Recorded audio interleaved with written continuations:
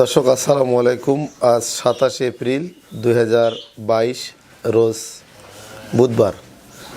দর্শক বরাবর নিয়ে হাজির হয়েছি নতুন একটা ভিডিও নিয়ে। আজকে দেখাবো আমাদের খামারের বর্তমান অবস্থান, খামারের বর্তমান অবস্থা, বর্তমান আমাদের খামারে কতগুলো গরু আছে বিষয়গুলো আপনাদের মাঝে তুলে ধরার চেষ্টা করব এবং কিভাবে আমরা পরিচর্যা যত্ন করি, সকালবেলা কিভাবে খাবার দিই, এগুলো আপনাদের মাঝে তুলে ধরবো। তো এই যে দেখতেছেন এই গরুটা, এটা আপনার বিক্রয় করা হয়ে গেছে। সিলেটের এক ভাই ক্রয় করেছে, উনি ঈদের পরের দিন ডেলিভারি নেবে। তারপরে এদিকে এই গরুগুলো দেখতেছেন খুব ভালো কোয়ালিটি, হাই পার্সেন্টেজের বকনা। তো এই যে এটা নিয়েছে মাহবুব ভাই ব্রাহ্মণবাড়ি, এটাও আমরা পাঠাবো ঈদের 2-1 দিন পরে আর কি। তো আমাদের কাছে সবসময় ভালো মানের অনেক বকনা স্টক থাকে এবং আমরা সবসময় উন্নত জাতের হাই কোয়ালিটি বকনাগুলো সংগ্রহ করি, এগুলা যাতে লালন পালন করে ভবিষ্যতে একটা বেশি দুধের গাভীতে রূপান্তরিত হয়, এই চিন্তা ভাবনা করে।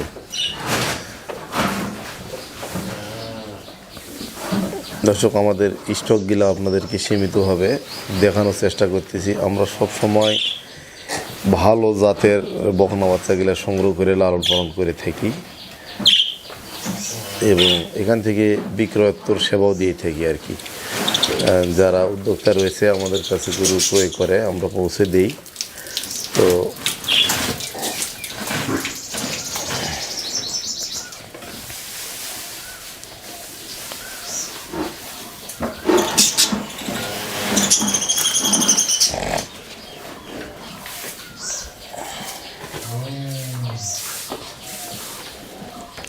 আমাদের খামারে বর্তমান বকনা এবং গাভী সহ মোট 20টা রয়েছে।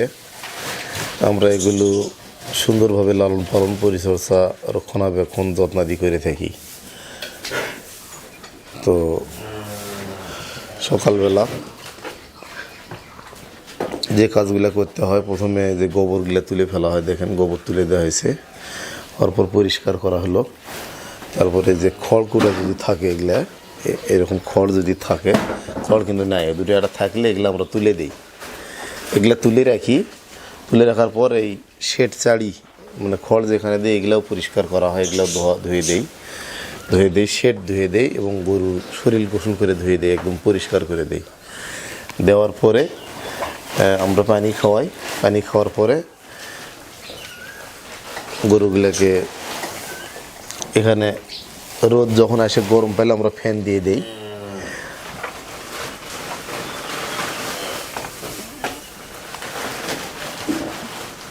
এখন পরিষ্কার করা হবে। আর শেড নির্মাণ নিয়ে কিছু কথা বলবো আজকে।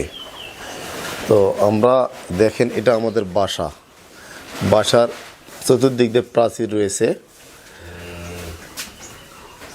চতুর্দিক দিয়ে দেখেন প্রাচীর রয়েছে। এই প্রাচীরে আমরা কি করছি, এই যে এরকম পোলগুলা দিয়ে দিছি। এই পোলগুলা দেওয়ার পরে আমরা গরুর একটা মাপ, গরু থাকার মতো একটা মাপ করে নিয়ে, এই দেখেন মাপ করে নিয়ে ঢালাই দিয়ে দিছি, মেজারা ঢালাই দিয়ে দিছি। দেওয়ার পরে সামনের দিকে দেখেন আমরা চাল বানিয়ে নিছি, তেমন একটা খরচ করিনি, শুধু ইটগাতে মেজারা ঢালাই দিয়ে দিছি খড় দেওয়ার জন্য। আর আমরা বালতিতে খাবার খাওয়াই। আর এই পাশটা দেখেন ঠিক এইরকম করে আমরা দেখেন ঢালাই দিয়ে দিছি। আর সামনে গরু দেখেন চাল বানাইছি হালকা করে, কম খরচে। মানে আমাদের খরচ হয়েছে শুধু মেজে ঢালাই আর চাট গিলা বানা, আর উপরে টিন দিয়ে আমরা খাড়া করে ফেলছি। দেখেন উপরে টিন দিছি, বাহিরটা আপনাদেরকে দেখাই, দেখতে এরকম হবে। এই যে উপরে আমরা টিন দিয়ে খাড়া করে দিছি, আর এই পাশে টিন দিছি। খুব কম খরচ, আমাদের মোটামুটি 20টা গরুর জায়গা হয়ে গেছে।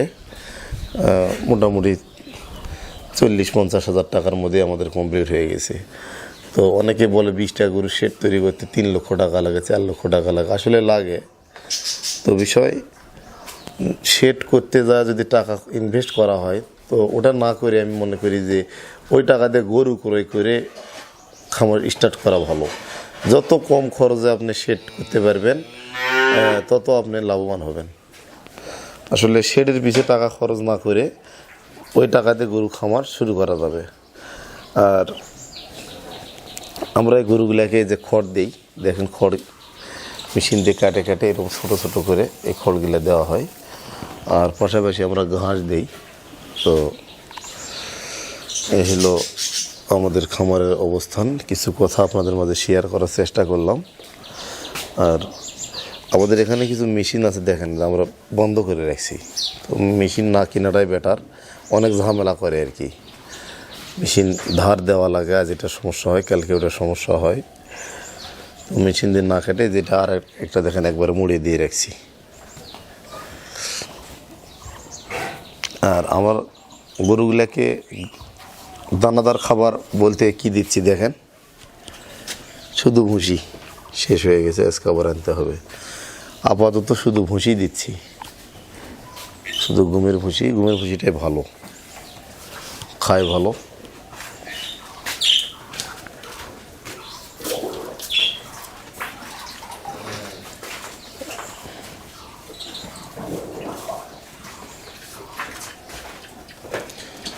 আমরা সবসময় কম টাকার মধ্যে সেট করার চিন্তা ভাবনা করি এবং কম টাকার মধ্যে করে ফেলছি, এতে লাভবান বেশি। আর উপরে কারেন্টের লাইনটা কীভাবে দিছি দেখেন, এই যে ছোটো ছোটো খাঁচা ফ্যান দেওয়া আছে 2 হাত পর পর।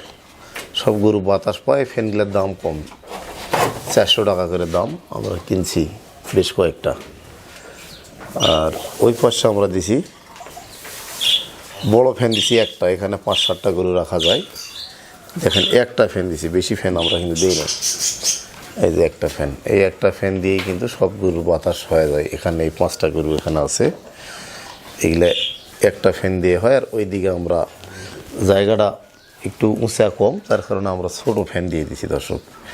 মানে কম খরচের মধ্যে আর কি আমরা চেষ্টা করে সেটা করা হয়েছে, অল্প খরচের মধ্যে। আমরা এগুলা বকনাগুলা লালন পালন করি, কোনো ক্রেতা ভাই ক্রয় করলে আমরা এখানে আমরা দিয়ে দিই। দেখা গেছে 2-4-10টা চলে গেল, আবার 2-4-10টা আবার কালেকশন করি। এইভাবে আমরা কিন্তু আমাদের এই অনলাইন বিজনেসটা পরিচালনা করি। দেখানোর চেষ্টা করলাম যে কম খরচের মধ্যে কিভাবে শেড তৈরি করবেন হালকা। আর গরু লালন পালন মনে করেন যে অনেক খাবার দিতে হয় গরু, অনেক খরচ, এটা না, আমরা কম খরচে লালন পালন করার চেষ্টা করি। প্রথমে এগুলোকে কালেকশন করার পরে দর্শক কৃমিনাশক ট্যাবলেট দেই, দেওয়ার পরে লিভার টনিক দেই, তারপরে জিঙ্ক দেই, ক্যালসিয়াম দেই, আয়রন দেই, তারপরে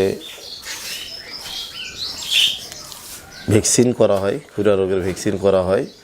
সব কিছু করার পরে আমরা বিক্রির জন্য প্রস্তাব করি, তারপরে ইনশাল্লাহ এখান থেকে বিক্রি করা হয়। তো হিউজ পরিমাণ আমাদের কাছে কালেকশন সব সময় থাকে। তো আপনারা এখানে এসে দেখে শুনে যাচাই বাছাই করে ক্রয় করতে পারবেন। আর যারা নতুন উদ্যোক্তা রয়েছেন তাদের উদ্দেশ্যে কিছু কথা বলবো। অবশ্যই না জেনে না শুনে গরু খামার করবেন না, জেনে বুঝে খামার করবেন। জেনে শুনে যদি খামার না করেন এবং ট্রেনিং যদি না করেন, যদি পূর্ব কোনো অভিজ্ঞতা না থাকে, তাহলে সেখানে মূলধন খুঁজে পাওয়াটা অনেক কষ্টসাধ্য ব্যাপার হয়ে যায়। তো বিষয় হচ্ছে কি, এমন জায়গায় ইনভেস্ট করতে হবে যেখান থেকে মূলধন ফেরত পাওয়া যাবে। আর যে বিষয়টা নিয়ে অভিজ্ঞতা নাই সে বিষয়ে ইনভেস্ট না করাটাই ভালো, সে বিষয়ে অগ্রসর না হয় ভালো। যারা খামার করতে চাচ্ছেন তাদের উদ্দেশ্যে কিছু কথা এবারে বলবো, যে সব সময় জানে শুনে দেখে বুঝে ট্রেনিং করে অভিজ্ঞতা নিয়ে আপনি খামার করবেন। মনে রাখবেন, অভিজ্ঞতা ছাড়া কোনো কিছু করা সম্ভব না। যে কোনো বিষয়ে যদি জ্ঞান না থাকে, ধারণা না থাকে, তাহলে সেই বিষয়ে ইনভেস্ট করা ঠিক হবে না। আপনি ইউটিউবে ভিডিও দেখেন, ভিডিও দেখেই যে আপনাকে গরু কিনতে হবে, খামার করতে হবে, এটা কিন্তু কথা না।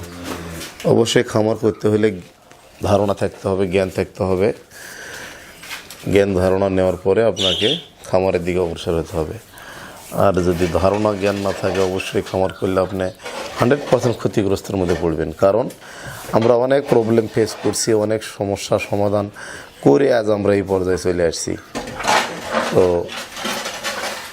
শখের বসে গরুর খামার করা যাবে না, অবশ্যই জানে শুনে বুঝে ট্রেনিং করে গরুর খামার করতে হবে। তো আমার কথাগুলো যদি ভালো লাগে আমার ভিডিওটি লাইক দিবেন, কমেন্ট কি আপনারা জানতে চান এটা কমেন্ট করে লিখবেন এবং শেয়ার করে দিবেন এবং আমার চ্যানেলটি সাবস্ক্রাইব করে আমার পাশে থাকবেন। ধন্যবাদ সকলকে। আজকে আমাদের খামারবাড়ি ইউটিউব চ্যানেলের সকালবেলা উপভোগ করার জন্য আপনারা অবশ্যই ভালো থাকবেন। আর আমার চ্যানেলটি আরও একবার সাবস্ক্রাইব করার আমন্ত্রণ জানাচ্ছি। আসসালামু আলাইকুম।